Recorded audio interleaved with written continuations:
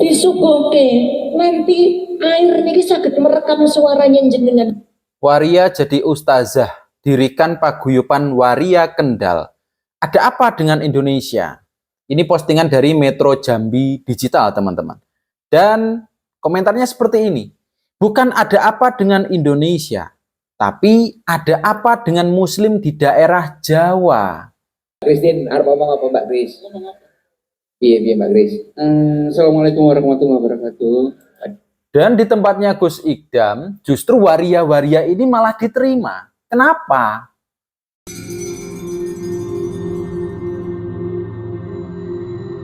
Assalamualaikum teman-teman, gimana kabar kalian? Semoga sehat selalu ya. Oke, kali ini kita dihebohkan dengan penceramah.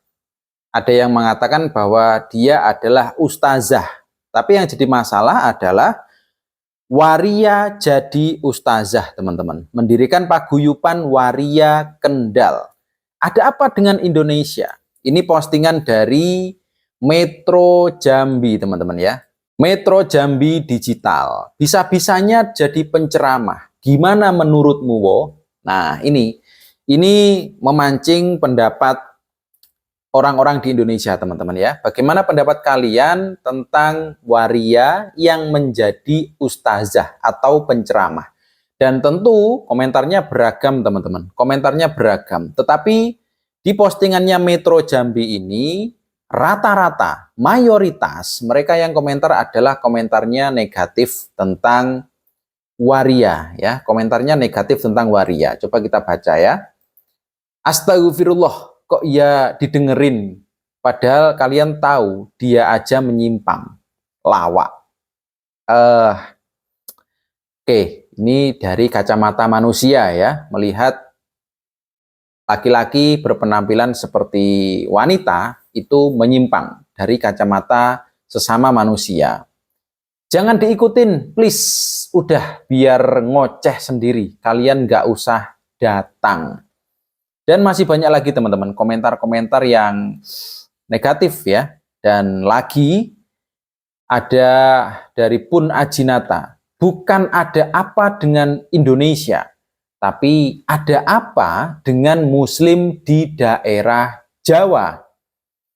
Jawa teman-teman. Kalau ngomongin tentang Jawa, kita nggak lepas dari Gus ya. Gus, Kiai, yang sekarang ini sedang banyak sekali dihujat orang ya, terutama Gus Ikdam. Bahkan Gus Ikdam pun pernah kedatangan tamu rombongan waria, teman-teman. Mbak Christine, arep ngomong apa Mbak Kris? Mbak Christine. Iya Mbak Kris. Assalamualaikum warahmatullahi wabarakatuh. Waalaikumsalam warahmatullahi wabarakatuh. Ini di tempatnya Gus Ikdam, teman-teman. Rutinan Sabilu Taubah.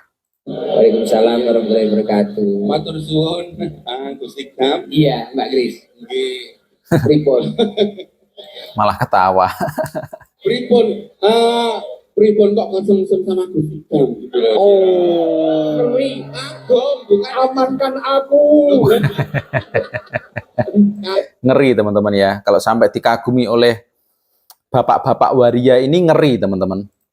dengan Gimana perasaannya Mbak Christine? Ya mau disampaikan apa coba? senang sekali Senang. bahagia bercampur terharu. Oh, Terharunya kenapa? terharu. Karena kita teman-teman minoritas bisa berhadapan langsung dengan Gus Ikdam. Teman-teman minoritas bisa berhadapan langsung dengan Gus Ikdam. Oh, kebanggaan tersendiri bagi para bapak-bapak waria ini ketika bisa bertemu dengan Gus Ikdam, ini kebanggaan sendiri teman-teman. Dan di sini tidak ada diskriminasi antara kita semuanya. Tidak ada diskriminasi. Di Sabilu Taubah nggak ada diskriminasi, kata bapak-bapak ini ya. Oh nggak ada. Dan alhamdulillah ya juga benar yang dibilang sama Bu Kurnia tadi, semuanya ibu-ibu bapak-bapak melihat kita pun sudah tidak aneh. Melihatnya sudah tidak aneh. Oke. Tidak seperti makhluk astral gitu loh.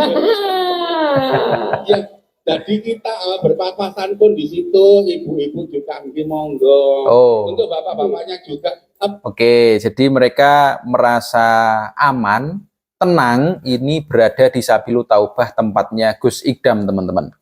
Dan asal kalian tahu bahwa kenapa kok sampai mereka tenang di tempatnya Gus Ikdam, karena Gus Ikdam menerima mereka, bahkan menerima siapapun yang datang ke sana, teman-teman. Kalian pun yang mungkin kemarin-kemarin menghujat Gus Ikdam, apabila datang ke tempatnya Gus Ikdam, ia tetap akan diterima. Karena Gus Ikdam pengen menerima semua kalangan, baik yang muslim maupun non-muslim, untuk ikut ngaji ngopi bersama Gus Ikdam di Sabilu Taubah. Yang non-muslim pun diterima, teman-teman. Apalagi hanya sekedar orang yang mungkin mengaku Islam tetapi akhlaknya rusak. Ya, yang pasti tetap diterima oleh Gus Ikdam. Karena suatu kebanggaan tersendiri juga bagi Gus Ikdam apabila bisa memperbaiki akhlak mereka. Siapa tahu bapak-bapak waria ini setelah dekat dengan Gus Ikdam, nyaman dengan Sabilu Taubah, akhirnya mereka taubat. Mereka sadar. Siapa tahu hidayahnya Gusti Allah, kita nggak tahu kapan datangnya, kapan turunnya, dan kepada siapa turunnya, teman-teman. Kita nggak tahu. Dan ya alhamdulillah, di sini mereka merasa aman, tenang, karena Gus Ikdam memang menerima mereka dengan baik. Bahkan jamaahnya Gus Ikdam pun juga sama seperti Gus Ikdam, menerima mereka. Bapak-bapak di sana menerima mereka, ibu-ibu di sana juga menerima mereka, mempersilahkan, monggo. Cuman manggilnya susah, Mbak atau Mas atau Bapak kalau yang seperti ini ya. Karena penampilannya mirip perempuan, tetapi sejatinya mereka kan ya laki-laki. Dan di sini saya ingin tampilkan tentang bagaimana sih cara kita menyikapi para waria ini. Menurut pandangannya Gus Baha. Kalau Allah bikin kategori itu imani saja. Oke. Karena kategori ketiga atau yang di luar yang dikatakan Allah gaweane manusia. Misalnya Allah mendikan wa ma khalaqal dzakara wal unsa. Zat yang menciptakan lelaki dan perempuan, ya sudah, manusia itu kalau nggak lelaki ya Perempuan. Jadi kita mengimani saja, karena mau bagaimanapun yang kalian sebut waria itu juga ciptaannya Gusti Allah, bukan ciptaannya setan, teman-teman ya. Kemudian ada satu fakta yang kita sebut, bukan hakikat, yang kita sebut, yang kita omongkan, yang kita katakan bahwa itu bernama waria. Itu yang kita sebut ya teman-teman ya, karena hakikatnya tidak ada yang namanya waria, itu nggak ada. Itu adalah sebutan kita kepada mereka-mereka lelaki yang berdandan seperti wanita.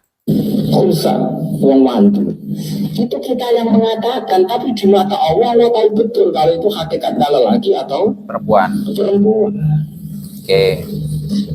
Coba misalnya ada orang lelaki, terus kemudian bergaya-gaya perempuan. Allah tahu betul kalau orang ini nggak bisa hamil. Andai kan dia menjimak perempuan mungkin jadi anak, karena hakikat dia benar-benar Laki-laki, benar-benar laki-laki ya. Dan itu ya Allah saja yang tahu, teman-teman. Dia laki-laki atau perempuan ya Allah saja yang tahu. Tidak ada kategori waria, itu enggak ada. Itu hanya sebutan sesama manusia, bukan sebutannya Sang Pencipta. lagi. Cuma kita karena keterbatasan kita, karena dia bergaya feminin terus kita darani Waria. Tapi di mata hakikatnya tetap dia kalau nggak lelaki Perempuan. itu satu. Ya. Itu yang hakikat. Lalu kita butuh hukum fikih. Kita butuh hukum fikih. Kalau ada orang yang bernama wandu atau khunsa, sholatnya gimana? Gimana? Kawinnya gimana? Kita putuskan lelaki atau kita putuskan perempuan? Kalau kita putuskan perempuan, sholatnya pakai mukena. Kalau kita putuskan lelaki, cukup mabena surah war. Oke. Simple, teman-teman ya. Hukum fikihnya simple. Kalau memang dia laki-laki yang berdandan seperti wanita, hakikatnya dia kan laki-laki. Berarti sholatnya gimana? Ya, hakikatnya laki-laki berarti dengan cara laki-laki. Itu saja hukum fikihnya. Menurut pandangannya Gus Baha, dengan segala referensi beliau, dengan segala keilmuan beliau, dan kita kalau mencontoh Gus Baha, itu juga bagus, teman-teman ya. Jadi kita jangan sampai menghukumi si waria itu sesuka hati kita juga. Karena mau bagaimanapun mereka-mereka ini adalah ciptaannya Gusti Allah juga. Sama seperti kita. Bedanya mereka berdandan layaknya wanita, tapi kita tidak. Bedanya ya seperti itu. Dan akhirnya orang-orang seperti Gus Ikdam ini dengan sangat lapang dada menerima mereka di pengajiannya Gus Ikdam agar bisa membantu memperbaiki akhlak mereka, membantu masalah mereka, mungkin biar mereka juga sadar dan kembali kepada hakikat mereka, yaitu menjadi laki-laki yang normal, yang gentle, sehingga kita pun enak manggil mereka itu pas, dipanggil bapak atau dipanggil ibu. Kan jadi gampang kitanya juga.